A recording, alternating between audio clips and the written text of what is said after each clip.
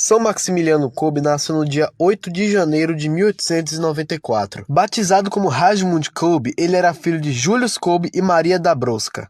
Em outubro de 1912, ele parte para a cidade de Roma, onde ele ficou exatos 7 anos no Colégio Serafico. Já em novembro de 1914, ele então emite uma profissão solene, se tornando então Frei Maximiliano Maria Kolbe. E também tem um significado dele ter colocado Maria no seu nome, porque ele estava então exprimindo a sua característica na espiritualidade. Ele então se tornou sacerdote no dia 28 de abril de 1918 na igreja Santa Andrea della Valle. No dia seguinte, celebrou sua primeira missa na igreja de Santa Andrea delle Frate. Lugar então onde a Virgem Maria apareceu e converteu milagrosamente o judeu Alphonse Ratisbonne em 1842. Esse milagre era uma prova de eficácia da medalha milagrosa que Alphonse Ratisbonne tinha ganho. Frei Maximiliano teve a inspiração de fundar a MI, o Movimento dos Cavaleiros da Imaculada, e de adotar a mesma medalha como escudo e emblema dos seus cavaleiros. Naquela época, ocorreu uma fervente atividade anticristã, na qual se destacavam os maçons. Eles estavam especialmente contra o Vaticano, o principal centro da cristandade e a sede do Vigário de Cristo. Então, Frei Maximiliano se dá conta de que era necessária uma renovação espiritual para superar esse ataque à sua Igreja Católica Apostólica Romana. Como franciscano, seguiu a fonte do ideal de São Francisco de Assis. De fato, a educação recebida na ordem franciscana, manifestada pela apaixonada defesa do dogma da Imaculada Conceição, teve uma forte influência sobre o desenvolvimento de seu apostolado mariano. Para ele, como para São Francisco, a vocação franciscana significava difundir Cristo em todas as classes sociais e não somente numa vida de santificação pessoal, vista entre os muros de um convento. A Milícia da Imaculada foi fundada em 16 de outubro de 1917, em Roma, na Itália, por 7 jovens frades, entre eles José Paul, Antônio Glonsky, Jerônimo Biassi, Querico Piganelli, Antônio Mansi, Henrique Granata e Maximiliano Kolbe, todos reunidos em um pequeno quarto no Colégio Seráfico Internacional. Algumas velas, uma imagem, um único ideal, conquistar o mundo inteiro a Cristo, sobre a mediação e proteção de Nossa Senhora, utilizando todos os meios lícitos, principalmente os meios de comunicação social. Era a noite, e Frei Maximiliano Kolbe trazia consigo somente a 8ª parte de uma folha de papel. Nela, escreveu os principais pontos do movimento que acabava de fundar. Milícia da Imaculada, ela esmagará tua cabeça. Sozinha vencestes todas as heresias no mundo inteiro. Uma jaculatória, uma medalha à conversão de toda a humanidade, aliás, sua santificação. São Maximiliano, ao criar o movimento, concebeu 3 objetivos fundamentais para seguir com a obra, sendo eles: primeira, finalidade, procurar a conversão dos pecadores, dos hereges, dos cismáticos e especialmente dos maçons e dos judeus, além da santificação de todos sob o patrocínio e por intermédio da BBM Imaculada.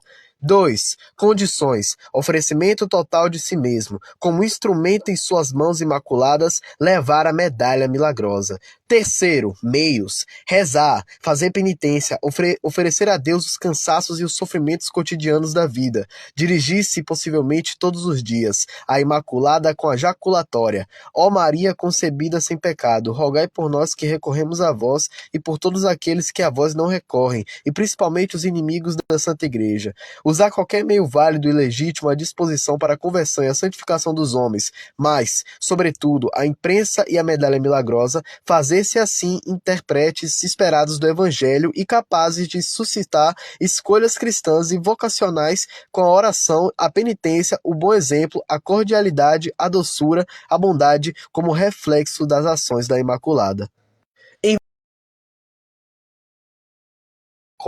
E o caso foi discutido. Em 6 de agosto, o padre Maximiliano abençoou uma estátua da Imaculada no lugar onde haveria de construir o convento. No dia 1º de outubro, o príncipe Duc Lubeck firmou o gesto de doação do terreno. No dia 21 de novembro de 1927, o padre Maximiliano foi nomeado superior do futuro convento a ser fundado, Niepokalanów, que significa a cidade da Imaculada. Ele então transfere o padre Alfonso e outros irmãos para Terezinha. Quando foi pedido seu parecer sobre a dimensão do cemitério, ele responde: não é necessário uma área muito vasta de terreno para o cemitério, porque a maior parte dos ossos de seus habitantes repousará nas mais variadas regiões da terra. Em 1929, foi anunciada a abertura de um seminário para aqueles que desejavam consagrar-se ao ministério sacerdotal, como missionários no país ou fora dele, na ordem dos frades menores conventuais. Os pedidos foram tão numerosos que foi necessário fundar outro seminário, independente do Instituto de Formação dos Frades. Quando o ministro-geral da ordem visitou Niepokalanów em 1936, admirou-se o verdadeiro espírito franciscano, uma fervente devoção através da Imaculada, muito zelo à pobreza e à extrema simplicidade. Entre os confrades havia um intenso espírito de caridade, reinava uma imensa harmonia e sobre eles se percebia uma alegria serena e franciscana. Durante o pontificado de Pio XI, o Papa das Missões, o ministro-geral da Ordem dos Franciscanos Conventuais convidou os frades a dedicarem-se às obras missionárias, segundo o espírito da regra franciscana. No dia 25 de janeiro de 1930, o padre Maximiliano encontrou-se com o ministro-geral em Roma, apresentou seu projeto de uma nova Niepokalanów entre os ateus e foi autorizado a partir para procurar um lugar para esta finalidade. Ele colocava ilimitada confiança na comunhão dos santos, ou seja, na solidariedade de todos os milites, sejam vivos ou falecidos. Antes de retornar à Polônia, confiou a sua obra à intercessão de 3 dos 7 primeiros, que lhe indicavam o caminho de fé a seguir.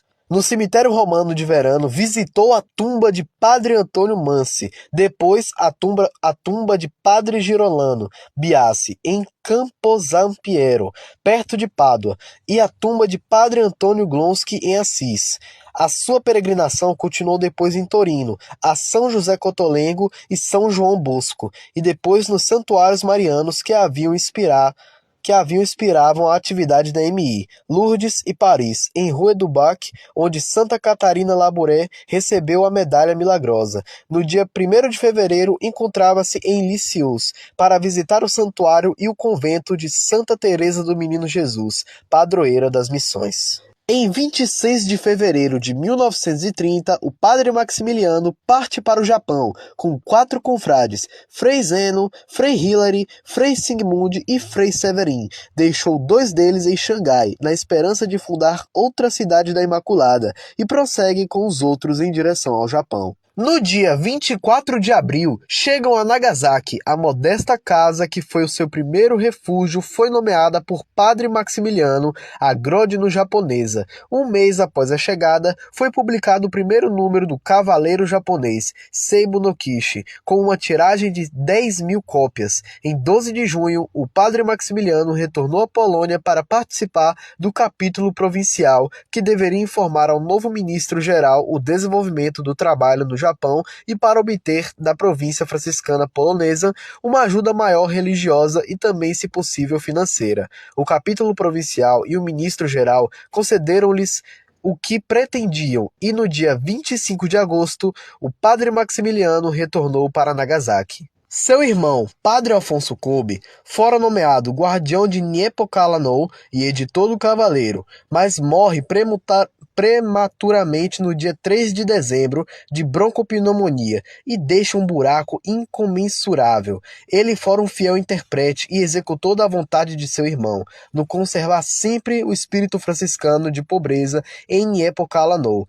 No dia 4 de março de 1931, o padre Maximiliano arranjou um terreno barato no pobre quarteirão Rogoshi e, no dia 16 de maio, transferiu-se com os frades ao novo convento, o Jardim da Imaculada.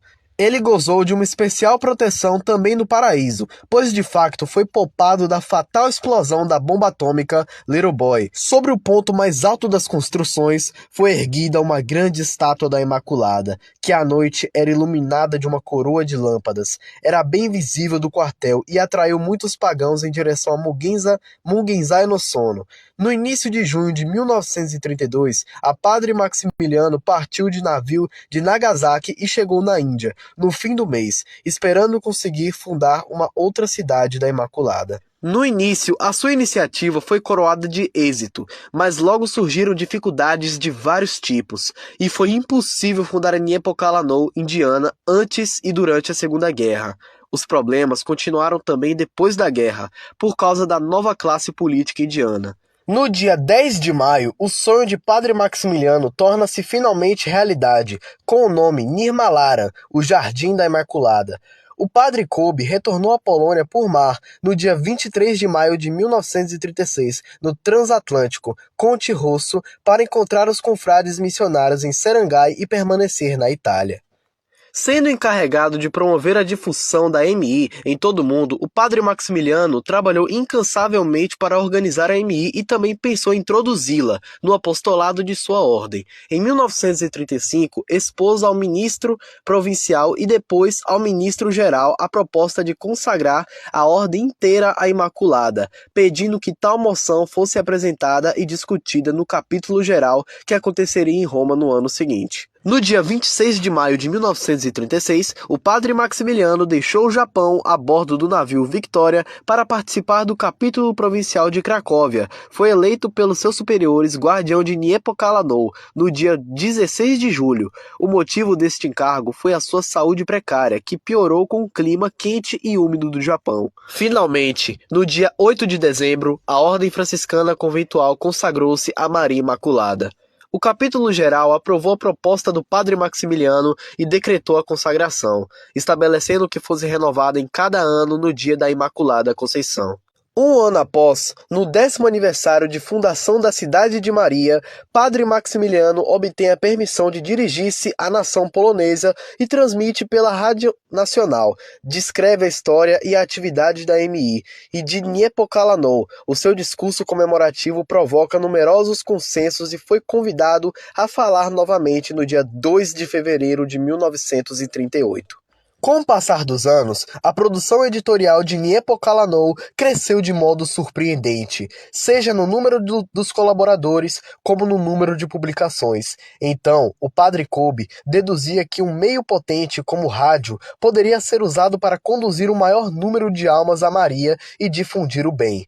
No dia 8 de dezembro de 1938, na Festa da Imaculada, os frades inauguram a estação de rádio Estação Polonesa 3, Rádio Niepokalanów, dispondo somente de uma autorização oral do governo. Frei Mansuetos opera a estação de rádio de Niepokalanów. Depois de poucas transmissões, tiveram que suspender a atividade, por causa da oposição dos inimigos que temiam o sucesso da estação de rádio.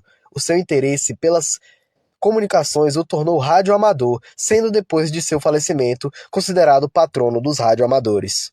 Em 17 de fevereiro de 1941, Maximiliano Kolbe foi preso pela Gestapo, e em 28 de maio de 1941, Padre Kolbe e mais outros 320 presos chegaram a Auschwitz, trazidos de Varsóvia. O número que o identificava entre as autoridades nazistas era 16670. Em julho do mesmo ano, 3 prisioneiros conseguiram escapar. O subcomandante Karl, responsável por aquele campo nazista, ordenou que, represalia as fugas, outras 10 pessoas fossem levadas para uma cela subterrânea, onde eram privados de luz solar, água e comida, e lá deveriam permanecer até a morte. Um desses homens selecionados era Franciszek, que gritou: "Minha pobre mulher e meus filhos, que não os volto a ver."